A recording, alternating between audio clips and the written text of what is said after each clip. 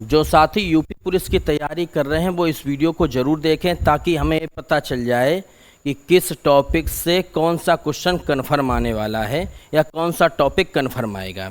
17-18 फरवरी के चारों शिफ्टों में जो क्वेश्चन पूछे गए हैं उनका अवलोकन करके मैं वीडियो बना रहा हूं और कुछ टॉपिक तो 100% आएंगे ही आएंगे। जैसे मैं शुरू करता हूं, ये 18 तारीख की शायद सेकेंड शिफ्ट का पेपर है। इसमें क्वेश्चन पूछा गया था कि निम्नलिखित में से कौन सा अम्ल सिरके में पाया जाता है। तो सबको मालूम है सिरके में कौन सा अम्ल पाया जाता है, एस्टिक अम्ल। इस साइंस का क्वेश्चन था। आप लोग क्या करेंगे कि ये वाला क्वेश्चन जो था इसी टाइप का क्वेश्चन चारों शिफ्टों में पूछा गया। कभी पूछा गया कि पालक में कौन सा अम्ल है, उसी में था 17-18 में। फिर पूछा गया कि दूध दही में कौन सा अम्ल है या टमाटर में कौन सा अम्ल है। तो आप अम्ल वाला चैप्टर, अम्ल क्षार वाला चैप्टर ज़रूर पढ़ लेना और उसमें एक टॉपिक ज़रूर पढ़ना सभी लोग कि किस पदार्थ में कौन सा अम्ल या क्षार पाया जाता है, प्रमुख खनिज लवण। साथ में ये भी याद कर लेना 100% वाला है कि जो यौगिक होते हैं कि चूना पत्थर का रासायनिक नाम क्या है, सिंदूर का रासायनिक नाम क्या है, नौसादर का रासायनिक नाम क्या है। तो रासायनिक यौगिक और उनके नाम और याद रखना व्यापारिक नाम, यौगिक और उनके व्यापारिक नाम। कुछ टॉपिक मैं बता दूंगा, समय कम है, कुछ तुम पढ़ लेना। व्यापारिक नाम ये वाला समझ गए सभी लोग। अम्ल क्षार वाला चैप्टर, यौगिक और उनके रासायनिक नाम या व्यापारिक नाम याद कर लेना। ठीक, अगले क्वेश्चन को देखते हैं, फिर अंदाजा लगाते हैं क्या पूछा जाएगा। अबे कहाँ भाग रहे तुम यार, दूरी बहुत है। मामूली चीज़ों का देवता the God of small things पुस्तक किसने लिखी। आपके सिलेबस में भी उन्होंने दिया था, सिलेबस हट के कहीं नहीं गए, उन्होंने दिया था प्रसिद्ध पुस्तकें। मैंने पढ़ा है, देखो लिखा है सिलेबस में किताबें और उनके लेखक। तो आप कंफ्यूज हो जाएंगे कि हम कौन सी किताबें याद करें। तो जिनको साहित्य अकादमी पुरस्कार मिला हो या मैन बुकर पुरस्कार मिला हो या बहुत ज़्यादा प्राचीनतम जो चर्चित पुस्तकें हैं उन पुस्तकों को याद कर लेना। हालांकि इतनी पुस्तकें हैं, इसमें कन्फ्यूजन हो जाता है, तब भी आप इसको याद कर लेना। तो the God of small things किसने लिखी है, अरुंधति राय ने। तो इस क्वेश्चन से पता चल जाएगा कि हमको प्रसिद्ध पुस्तकें पढ़नी हैं, चारों शिफ्टों में पूछा गया है। ठीक, अगला आओ। भारत के संविधान के अनुच्छेद 64 और 89 के तहत निम्नलिखित में कौन राज्यसभा का पदेन सभापति होता है। तो सबको मालूम राज्यसभा का पदेन सभापति उपराष्ट्रपति होता है। संविधान में आपको एक चीज़ जरूर पढ़नी है, चारों शिफ्टों को मैंने देखा है कि किस देश के संविधान से हमने कौन सी चीज़ ली है। जैसे मूल अधिकार कहाँ से लिए हैं, मूल कर्तव्य कहाँ से लिए हैं, समझ गए भाई। प्रस्तावना की भाषा कहाँ से ली है, प्रस्तावना का विचार कहाँ से लिया है, ये आपके किताबों में लिखे हुए मिल जाएंगे। मैं यहाँ पर लिख दे रहा हूँ संविधान और उसके विदेशी स्रोत। आप पढ़ के ही जाना, रट के जाना, रट के। ठीक, इसके अलावा मैं और बताऊँ आपको क्या क्या पढ़ना है। 4 टॉपिक मैं बता रहा हूँ, इनको तो आना ही आना है 100%। एक आपका जीएसटी वाला टॉपिक निश्चित पढ़ के जाना चारों शिफ्टों में। 2018 के पेपर में, 2019 के पेपर, जब भी पुलिस के पेपर हुए हैं तो उन सभी में पूछा गया था कौन सा, जीएसटी वाला चैप्टर। ध्यान रखना खूब कायदे से। एक बाबू देश और राजधानी वाला चैप्टर, कोई माइकाला नहीं हटाएगा, 100% पूछा जाएगा। देश, राजधानी और मुद्रा, ये लिख दे रहा हूँ, पढ़ लेना, इतने समझदार हो। ठीक, कौन कौन सा बताया मैंने, जीएसटी वाला चैप्टर पढ़ के जाना, देश, राजधानी और मुद्रा वाला चैप्टर। इन सब के क्वेश्चन आए हैं चारों शिफ्टों में, सिलेबस नहीं हटे हैं। दूसरा आप पढ़ के जाना विमुद्रीकरण, वो नोटबंदी वाला विमुद्रीकरण, हालांकि हम भी पढ़ाएंगे। विमुद्रीकरण वाला चैप्टर पढ़ के जाना, चारों शिफ्टों में पूछा गया है। क्लियर है। साथ में आपको क्या करना है कि उत्तर प्रदेश सरकार ने या केंद्र सरकार ने जो टोल फ्री नंबर लॉन्च किए हैं महिला सुरक्षा के लिए या पुलिस के लिए, या मान लीजिए आप एम्बुलेंस चाहते हैं, तो जो टोल फ्री नंबर हैं, हेल्पलाइन नंबर हैं, पुलिस का पेपर देने जा रहे हो तो बाबू हेल्पलाइन नंबर जरूर याद कर लेना। हेल्पलाइन नंबर 100% आएगा। साथ में आपको क्या याद करना, भी आगे देख लेना, पेपरों में आया है। साथ में आपको करना क्या है कि उत्तर प्रदेश पुलिस में रैंकिंग कि जिला का सबसे बड़ा पुलिस अधिकारी कौन सा होता है, विभाग में मंडल में सबसे बड़ा पुलिस अधिकारी कौन सा होता है, इनके क्रम को लगाइए। तो जो पद हैं, जो रैंक हैं, पुलिस विभाग के रैंक हैं, पुलिस विभाग के रैंकिंग है, उसको जरूर याद करके जाना, आपसे पूछा जाएगा। ठीक, अभी देखना कहाँ कहाँ पूछा है, ये तो कन्फर्म बता दिया, अभी देख लेना। चलिए नेक्स्ट आ जाओ। हाँ भाई, एक दिवस पूछा जाएगा, आपके में लिखा भी है महत्वपूर्ण दिवस। महत्वपूर्ण दिवस में लिखा है कि इस साल 17-18 को आया था कि राष्ट्रीय युवा दिवस कब मनाते, सबको मालूम 12 जनवरी, स्वामी विवेकानंद की स्मृति में। सभी लोग दिवस वाला चैप्टर नोट कर लो, महत्वपूर्ण दिवस हमको याद करने हैं। ठीक, अगला आ जाओ। बाल संरक्षण और आपातकाल के लिए कौन सा टोल फ्री नंबर है? तो आप इस क्वेश्चन से अंदाजा लगता है कि केंद्र सरकार ने, राज्य सरकार ने जो भी टोल फ्री नंबर लॉन्च किए हैं, मेरे हिसाब से उनको पढ़कर जाना। 1098 है इसका आंसर, 100% पढ़ के जाना। कौन से टोल फ्री नंबर? अब याद कैसे करेंगे? गूगल पे लिख लेना कि प्रमुख हेल्पलाइन नंबर, प्रमुख हेल्पलाइन नंबर, और वो हेल्पलाइन नंबर याद करना जो साइबर क्राइम से या अपराध को रोकने के लिए जारी किए गए हों, क्योंकि पुलिस का पेपर है। दिमाग से काम करो, 25 दिन में बहुत कुछ हो जाएगा। अगला, हम्पी नृत्य उत्सव किस राज्य में मनाया जाता है? सबको मालूम, कर्नाटक। तो प्रमुख लोक नृत्य याद करके जाना। उत्तर प्रदेश के भी लोक नृत्य याद करना और राज्यों के प्रमुख याद करना। उत्तर प्रदेश के भी याद कर लेना, नोट कर लो ना, भूलोगे सबके सब। उत्तर प्रदेश के भी याद कर लेना, राज्य के भी। अगले क्वेश्चन पे आओ। अगला लिखा हुआ है, इस प्रश्न के माध्यम से हम समझते हैं क्या आने वाला है। किस मंत्रालय के पास जनसंचार के विभिन्न माध्यमों और प्रिंट मीडिया के विनियमन के माध्यम से सरकारी नीतियों, योजनाओं और कार्यक्रमों के बारे में जानकारी दी जाती है?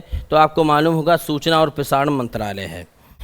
चारों शिफ्टों में, इससे पहले में भी उन्होंने मंत्रालयों के बारे में पूछा कि कौन सा मंत्रालय क्या काम करता है, या कौन सा विभाग किस मंत्रालय के अधीन कार्य करता है। देखना भाई, याद कर लेना इसको। अगला क्वेश्चन पे आओ। अगला आपको 2 चीज़ें याद रखनी है, राष्ट्रीय और अंतर्राष्ट्रीय संगठन और उनके मुख्यालय। कोरे कागज पे नोट कर लो आएगा, राष्ट्रीय संगठन और साथ में अंतर्राष्ट्रीय संगठन और उनके बाबू मुख्यालय।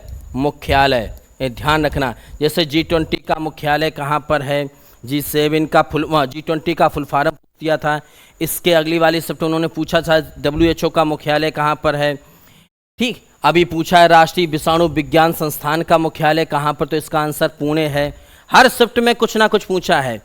अब याद कैसे करेंगे? उत्तर प्रदेश से संबंधित याद करना, जैसे पूछा जाए केंद्रीय साकबाजी संस्थान कहाँ पर है, ठीक, बनारस है। ठीक, चारा अनुसंधान कहाँ पर है केंद्रीय करके, तो आपका झांसी में है। तो उत्तर प्रदेश में जो केंद्र सरकार का, यानी पूरे भारत का कोई अनुसंधान केंद्र या प्रयोगशाला हो, उसको याद करके जाना। राष्ट्रीय अंतर्राष्ट्रीय संगठन खूब पढ़ के जाना, नोट करते जाओ। ठीक, तुम्हारी हम तैयारी करा देंगे 20 दिन में अच्छी। हाँ भाई, किस वायसराय के शासनकाल के दौरान बंगाल का विभाजन हुआ था? तो आपको मालूम होगा, लॉर्ड कर्जन। लॉर्ड कर्जन था 1905 में, तब बंगाल का विभाजन हुआ। इस प्रश्न के माध्यम से आपको केवल गांधी युग तैयार करना है।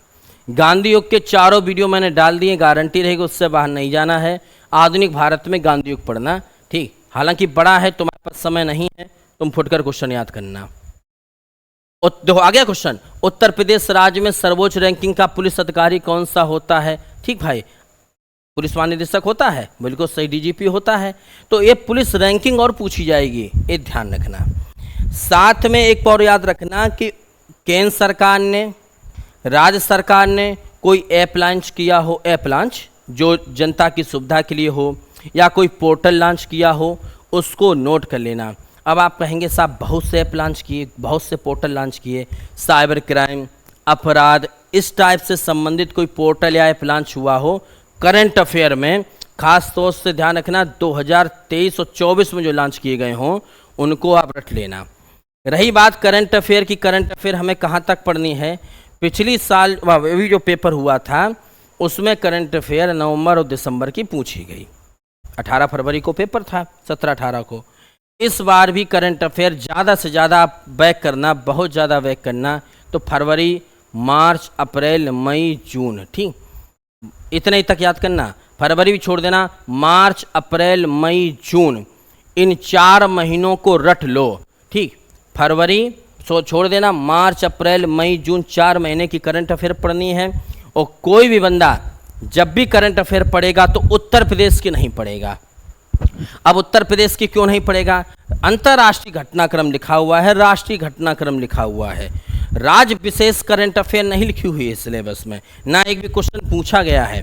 अब आप कहेंगे हाँ, लेकिन ऐसी करंट अफेयर जरूर पढ़ लेना जिसमें उत्तर प्रदेश में कुछ नया हो। जैसे देश का पहला प्रथम बालिका सैन्य विद्यालय कहाँ खुला? मथुरा। तो देश का पहला खुला कहाँ पर? यूपी में खुला। या यूपी ने पूरे देश में कोई पुरस्कार जीता हो करंट अफेयर में, या कोई ऐसा अनुसंधान केंद्र या प्रयोगशाला या मंदिर बना हो जो पूरे देश में ना बना हो, केवल यूपी में उसका निर्माण हुआ हो, तो ऐसा क्वेश्चन आपको करंट अफेयर में पढ़ना है। ठीक, कहने का मतलब ये है कि करंट अफेयर वो पढ़नी है जो यूपी से तो जुड़ी हो, लेकिन हो देश से जुड़ी भी, देश या विदेश से भी जुड़ी हो, केवल जिला से ना जुड़ी हो। यानी कोई काम केवल स्पेशल जिला में हुआ हो, उन्हें इत्र पार्क कहाँ बना, उन्हें कन्नौज बना, तो ये कोई बहुत बड़ा करंट अफेयर तो नहीं हुआ, ये राज्य का विशेष हुआ। हमें राज्य विशेष की करंट अफेयर नहीं पढ़नी है, हमें राज्य की वो करंट अफेयर पढ़नी है कि हमारे उत्तर प्रदेश ने कोई देश में काम किया हो, या देश का कोई काम उत्तर प्रदेश में हुआ। हम मेरी बात को समझ रहे, भावना समझ रहे? ठीक, साथ में रैंकिंग याद करना। ठीक, हम एक ही पेपर तुम्हें बता देंगे।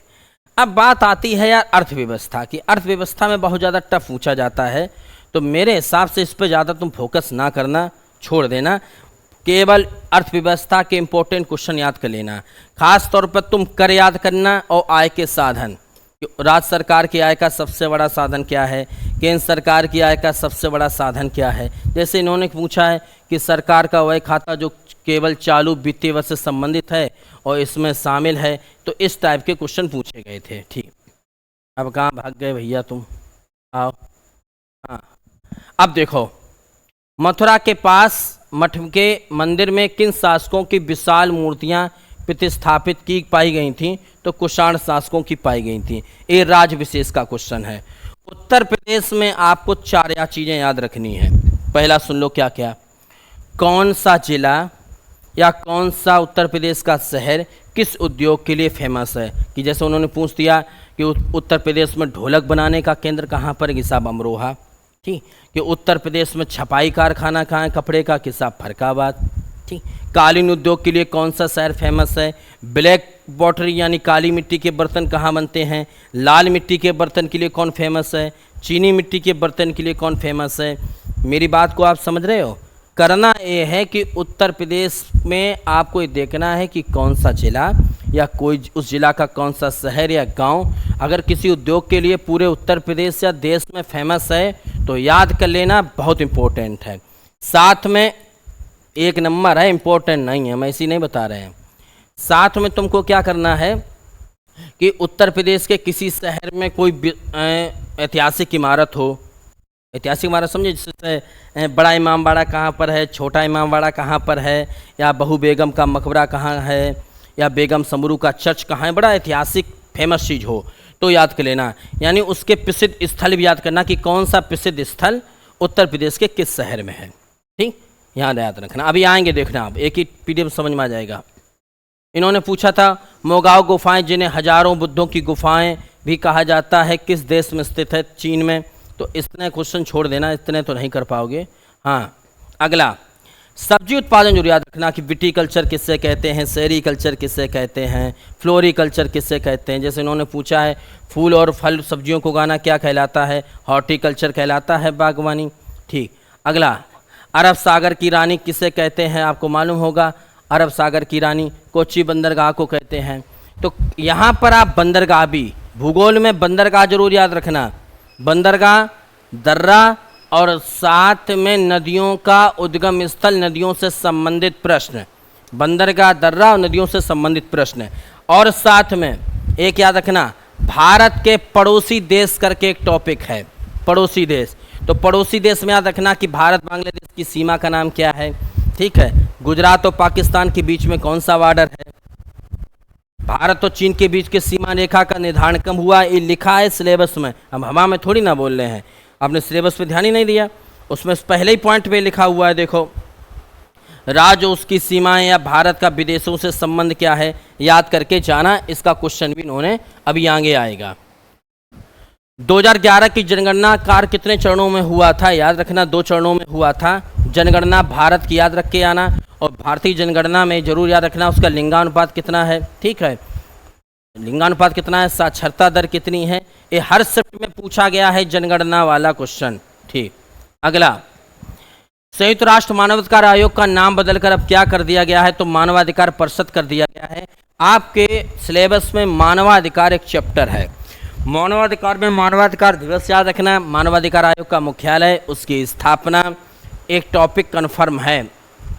देखिए सिलेबस भी उसी हिसाब से बनता है जिस लेवल की परीक्षा है। अब तुम आरओ की परीक्षा दोगे तो कृषि संबंधी ज़्यादा पूछेंगे, पुलिस की परीक्षा दे रहे हो तो विभागीय प्रश्न ज़्यादा याद करके जाओ। जैसे मानव मतलब कुल मिला के प्रशासनिक प्रश्न ज़्यादा याद रखने हैं।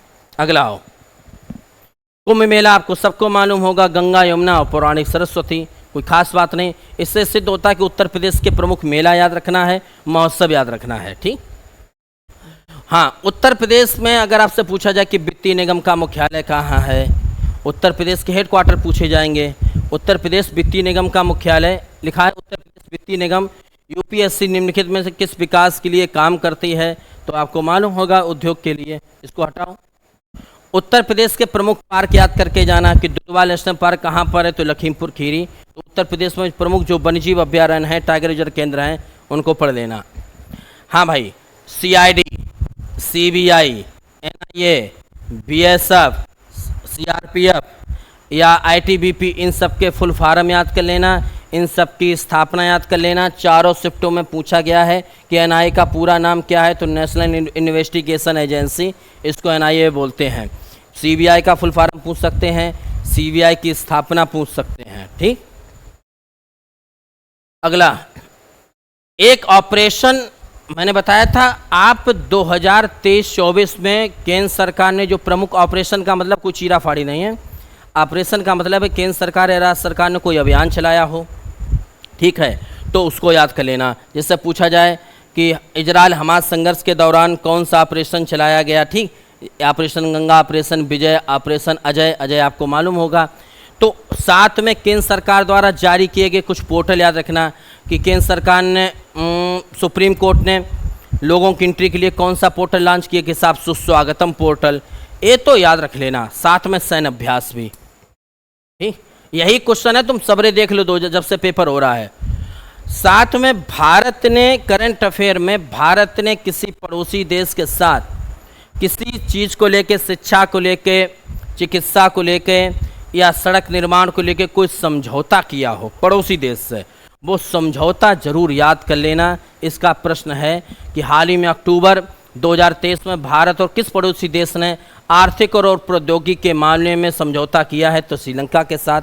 पड़ोसी देशों के साथ संबंध टॉपिक है, और टॉपिक में आप पड़ोसी देशों के संबंध में आपको याद रखना कि हमारे देश ने किस पड़ोसी देश से हाल ही में, साथ में मार्च, अप्रैल, मई, जून में क्या क्या समझौता किए हैं। पढ़ाऊंगा तब भी आप पढ़ते रहना। देखो अगला करंट अफेयर में क्या आपको याद रखना कि प्रधानमंत्री, राष्ट्रपति और गृह मंत्री, 3 लोगों के नाम याद रखना। प्रधानमंत्री, राष्ट्रपति और गृह मंत्री ने कहीं पर किसी चीज़ का शिलान्यास किया, उद्घाटन किया हो या आधारशिला रखी हो। अगर आधारशिला यूपी में रखी है तो वो तो रट ही लेना। प्रधानमंत्री, गृह मंत्री और राष्ट्रपति ने किसी मंदिर की या मान लीजिए प्रयोगशाला की, अनुसंधान केंद्र की आधारशिला अगर यूपी में रखी है तो जरूर याद कर लेना। देश के बाहर रखी है तो याद कर लेना। ठीक, समझ में आया भैया। जैसे लिखा है कि लक्षद्वीप समूह में सबरीन ऑप्टिकल फाइबर कनेक्शन परियोजना की शुरुआत करने के लिए, लक्षद्वीप में धीमी इंटरनेट गति को चुनौती को दूर करने के लिए, जिसकी घोषणा 2020 में लाल किले में स्वतंत्रता दिवस के भाषण के दौरान प्रधानमंत्री ने की थी, वो कहाँ खोला गया है भैया? कोच्चि में खोला गया है, ये याद रखना। लेकिन अब बहुत सीधे कोई आधारशिला रखी जाती है 4 ही महीने की, याद रखना। कोई आधारशिला यूपी में रखी गई तो ये नोट कर लियो भैया, उसके बाद बताना पेपर माता कि नहीं। अब देखो उत्तर प्रदेश के कौशाम्बी जिले के कौशाम्बी ब्लॉक ने नीति आयोग की ABP की पहली डेल्टा रैंकिंग में कौन सा स्थान प्राप्त किया है? ठीक, अब ABP तो पूरे देश में एक रैंकिंग जारी हुई और उस देश में कौशाम्बी जिला ने दूसरा स्थान प्राप्त किया है। इसका आंसर दूसरा था, दूसरा स्थान प्राप्त किया है। और बाई चांस पहला स्थान प्राप्त कर ले कोई जिला किसी रैंकिंग में, किसी रैंकिंग में कोई जिला उत्तर प्रदेश का प्रथम स्थान याद प्राप्त कर ले, तो वो तो प्रश्न तुम्हारे लिए रामबाण बन जाएगा, सीधा सीधा बन जाएगा। ये आया है प्रधानमंत्री देखो फिर आ गया क्वेश्चन, मैं जो बोलता हूँ आ रहा है। प्रधानमंत्री नरेंद्र मोदी ने अयोध्या में नवनिर्मित हवाई अड्डे का उद्घाटन किया। इस आपको मालूम होगा महर्षि वाल्मीकि अंतर्राष्ट्रीय हवाई अड्डा। अब हवाई अड्डे का उद्घाटन किया किसने किया? प्रधानमंत्री ने किया है, याद करके जाना।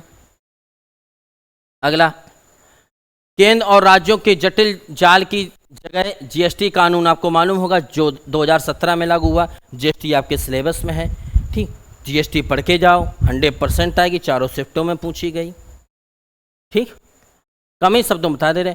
अब देखो ब्रिक्स 2024 के लिए किस देश की अध्यक्षता 1 जनवरी 2024 से प्रारंभ हो जाएगी? तो आप ये देखो ब्रिक्स वाला क्वेश्चन पूछा है, आपके टॉपिक में लिखा है राष्ट्रीय एवं अंतर्राष्ट्रीय संगठन, और जब लिखा है तो आप इसको पढ़ के जाओ, रूस की भैया, ठीक। अगला, अब नोटबंदी जिसको हम बोलते हैं विमुद्रीकरण बोलते हैं। 2016 में जब नोटबंदी हुई थी उस समय गवर्नर कौन थे? आपको मालूम होना चाहिए, उर्जित पटेल थे। अब नोटबंदी वाला विमुद्रीकरण वाला चैप्टर पढ़ के जाना, साफ साफ लिखा है सिलेबस में। एक बार खोपड़ी खोल के सिलेबस पढ़ लो, और सिलेबस पढ़ने के बाद देखो कि उस सिलेबस में कौन सा ऐसा टॉपिक था जिससे 100% पूछा गया। अब इस समय तुम्हारे पास समय कम है, देश राजधानी वाला, अब जैसे उसमें लिखा है भारतीय इतिहास, अब भारतीय इतिहास तो बहुत बड़ा है, पढ़ते पढ़ते मर जाओगे, तो उस टॉपिक को ज़्यादा गौर ना करो।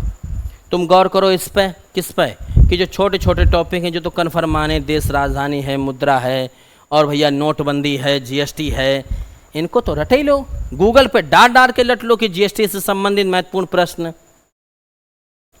उत्तर प्रदेश में ऑनलाइन धोखाधड़ी के लिए व्यक्तियों के साइबर क्राइम हेल्पलाइन नंबर पर शिकायत करने की तय सीमा क्या है? 24 घंटे के भीतर। ये है, देखो धोखाधड़ी की रिपोर्ट करने हेतु साइबर क्राइम हेल्पलाइन नंबर पर शिकायत करने की समय सीमा क्या है? 24 घंटे के भीतर। इस साइबर क्राइम या क्राइम या अपराध से जुड़ी सुविधा है, इसको तैयार करना। हिंदी भाषा की सबसे लोकप्रिय रचनाओं में मधुशाला के लेखक आपको मालूम हरवंश राय बच्चन। रचनाएं ज़्यादा फोकस मत करना। 2023 का अर्जुन पुरस्कार किसने जीता? हाँ, आपके में पुरस्कार और है, और पुरस्कारों में दो, एक तो करंट अफेयर का पुरस्कार पूछा जाएगा, एक वैसा जैसे ग्रैमी पुरस्कार किस क्षेत्र से संबंधित है, उन्हें साहब संगीत, यानी कलिंग पुरस्कार किस क्षेत्र से संबंधित है, साहब विज्ञान, ठीक। वाचस्पति पुरस्कार उन्हें संस्कृत साहित्य। अब यहाँ पर पूछ दिया है तो आपको याद रखना मोहम्मद शमी। क्यात किस देश की मुद्रा? देश राजधानी मुद्रा पहले बता चुका हूँ, म्यांमार की मुद्रा है क्यात। भारत में राष्ट्रीय बालिका दिवस कब मनाते हैं? 24 जनवरी को मनाते हैं। दिवस आपके में साफ साफ लिखा, दिवस से पूछा भी है, तो वो अपनी राह से नहीं भटक रहे हैं जो पेपर बना रही एजेंसी।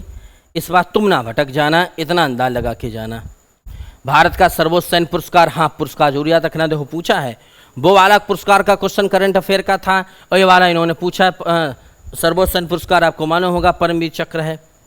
मोबाइल एप्लीकेशन पूछ दिया, मोबाइल एप्लीकेशन पासपोर्ट सेवा किसने शुरू की? विदेश मंत्रालय, तो याद ही करके जाना। चंद्रयान 3 के रोवर का नाम क्या था? कोई घटना हुई है उसको याद कर लेना। उत्तर प्रदेश में देखो फिर आ गया क्वेश्चन, प्रधानमंत्री ने उत्तर प्रदेश में किस स्थान पर स्वरवेद मंदिर का उद्घाटन किया था? तो बनारस का। मेरे कहने का तात्पर्य आप लोग समझ चुके हैं कि जो टॉपिक हैं उन टॉपिक को जरूर रट लेना। मैंने सारे टॉपिक बता दिए हैं, फिर भी किसी को कोई डाउट है तो बताओ। मैं कल अलग से ये वीडियो मैंने इस वजह से बनाया था ताकि तुम्हें समझ में आ जाए क्या आने वाला है। कल मैं कन्फर्म कुछ टॉपिक बता दूंगा, कोई माइकल लाल नहीं रोकेगा, वो टॉपिक आएंगे जरूर। अब सो जाओ, रात बहुत हम भी थके हैं।